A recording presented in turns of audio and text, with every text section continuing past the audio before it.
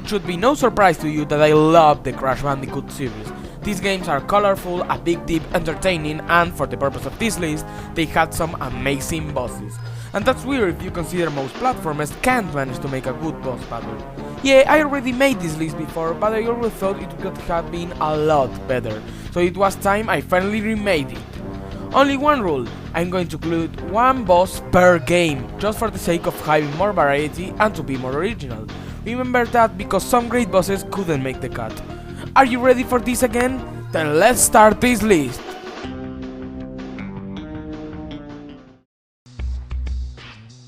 Surprised to see me, Crash? Like the fleas in your fur, I keep coming back. 3 years I spent alone in the frozen Antarctic wastes. And I missed you. And so I've organized a little gathering, like a birthday party, except the exact opposite. And look, all of your friends are here. You are so very popular. Tiny Tiger is an interesting character. I mean, yeah, this guy almost doesn't have a personality, but he's all about brawn and brute force. Sadly, most of his boss battles are pathetically easy. Don't get me wrong, they are very fun, but they never give me a good challenge, except for one Tiny Tiger battle. In Crash Bandicoot: The Huge Adventure for the Game Boy Advance, Tiny mixes the strategies from his last 2 battles into one, making up for a challenging boss that goes at the number 10 spot on my list. He will jump from platform to platform. Since this is a 2D game and he's big enough to hit you if you are not careful with your jumps, avoiding him can be hard as hell.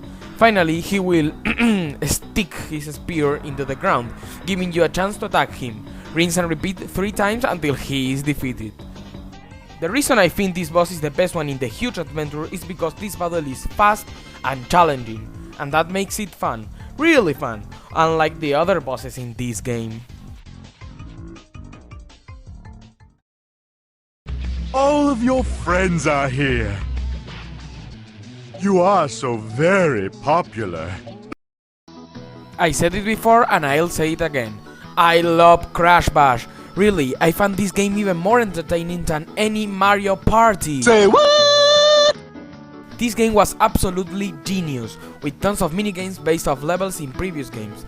Sadly, I can't say the same about the bosses, with one big exception. The Verminator. Just say that name and you already know why I love this boss. The Verminator. This battle was excellent. You will ride a polar bear in this platform in the middle of the sea. The Verminator will shoot his mechanical bear minions to you, and you will have to take them down. Once you did this, you will have to grab a missile and shoot him in the face. Fuck yeah! Of course, this battle will become harder with time, but nothing too challenging. I mainly loved this boss because it was very entertaining and it showed how to make a good battle in a party game. All of your friends are here. You are so very popular. Of all the titans in the Crash series, my favorite must be the Jactopus. Look at this guy. It's a giant beast with a backbite that can paralyze his enemies, a laser cannon on his arm, and a crazy tentacle that he can use to pummel everyone. Obviously, this mutant is one of the most original video game monsters ever created, and his boss fight in the Crash of the Titans is truly epic. This battle teaches you what the game calls the food chain of mutant, since you will have to jack a small mutant in order to jack a bigger mutant in order to jack the bigger Jactopus. This is an excellent strategy to beat him. Once you jack the Jactopus, you can control it to beat the crap out of every enemy you encounter, until you finally destroy the platforms Cortex is standing on. This battle was tons of fun. I mean, you're controlling a badass giant mutant to destroy everything on your way. How can somebody not like that? Seriously, you still hate this game? Man, there is something wrong with you people.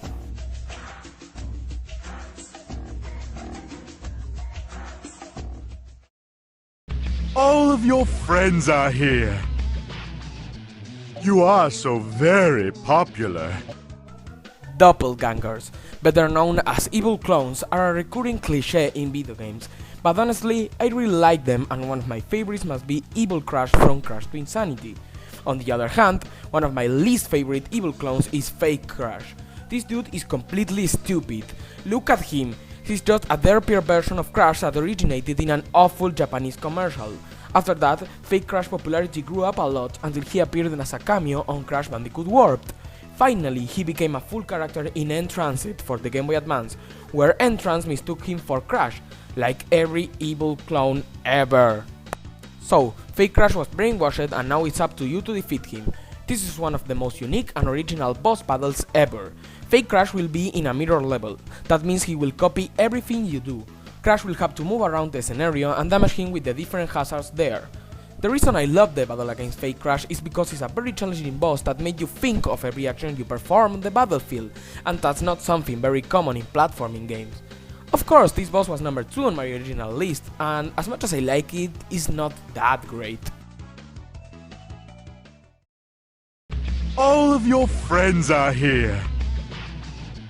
You are so very popular. Ah, Crash Bandicoot: The Wrath of Cortex, one of the most underrated masterpieces ever. One of the main reasons this game is underrated must be the fact that you fight Crunch 4 times with a different elemental mask. Well, I must say that is complete bullshit. Every battle was unique and different from the other ones, and the best one is hands down the battle against Crunch and the wind elemental mask, Lolo. With the power of this mask, Crunch will be able to fly and use different attacks. Lolo will be positioned in a part of his body while performing an attack, and there you have to shoot him with your plane.